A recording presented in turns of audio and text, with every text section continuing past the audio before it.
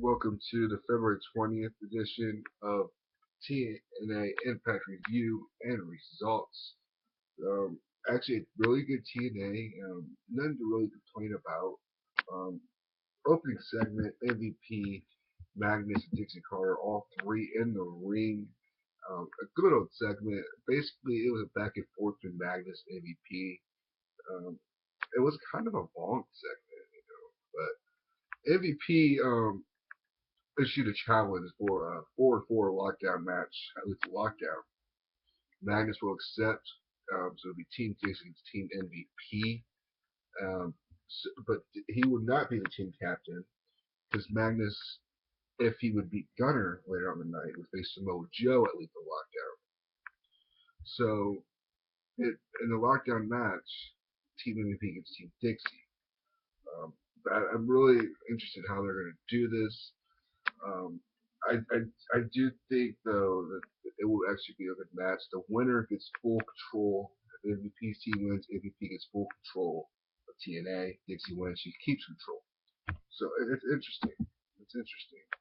Next, our first match, the 3-on-1 handicap match. Samoa Joe versus all three bro-mans. Samoa Joe squashes them in 5 minutes.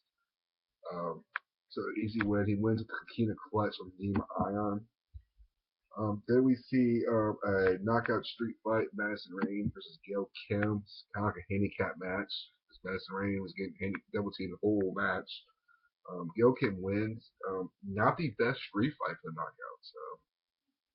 I mean, it wasn't really that special. I mean, it was decent, but it wasn't like something really I would expect from knockouts.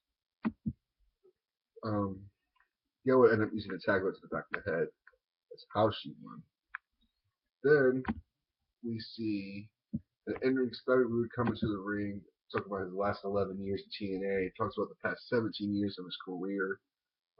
Bobby Roode, you can see it looks like he was turning face in this segment. He was thanking the fans. He was apologizing. He says the wrestling business has ruined his friendships, has destroyed his alliances. He kind of he was hinting towards James Storm, and it was pretty unique actually. Then we would see a Dixie come out and she offers Bobby Roode 10% if Team Dixie wins. Bobby Roode gets 10% of the company. Bobby Roode accepts. Um, I have mixed feelings about this because I kind of would like a Bobby Roode face turn. Since he won the world title, he hasn't been face, so it's been a while. But I think this is okay. I mean, he will be the team captain of Team Dixie. Bobby Roode never really disappoints. So then we see a backstage segment. Sam Shaw attacks Mr. Anderson while Anderson was talking to Christy Hemme. It looks like we're going to see a feud now between Sam Shaw and Mr. Anderson. Um, the Sam Shaw character is different, but I don't care for it. They're not backing it up enough. You really should I care about it? I don't think we'll be. I don't. Then we see the Wolves versus the Bad Influence. This is a dream match for a lot of fans. Eddie Edwards and David Richards, Christopher Daniels, Kazarian, all four great wrestlers. Very fantastic athletes. Um, the Bad Influence did not need to win here. They did it. The Wolves got the win. The foot stomp. I would love to see the Wolves for the tag titles in a feud with Bad Influence. I think that would work perfectly. I think you could do everything for that segment and it'd be amazing. Main event: Magnus versus Gunner. Magnus retains the world title after James Storm super kicks Gunner. Um, the match was decent, but it wasn't a world title match. Not. It's probably his best title defense since he won the title. But here's my prediction of matches that's going to add up with the lockdown. Um, I think if they were smart, I could see James Storm versus Gunner. I can really see that. You're going to see Magnus against Samoa Joe for the world title.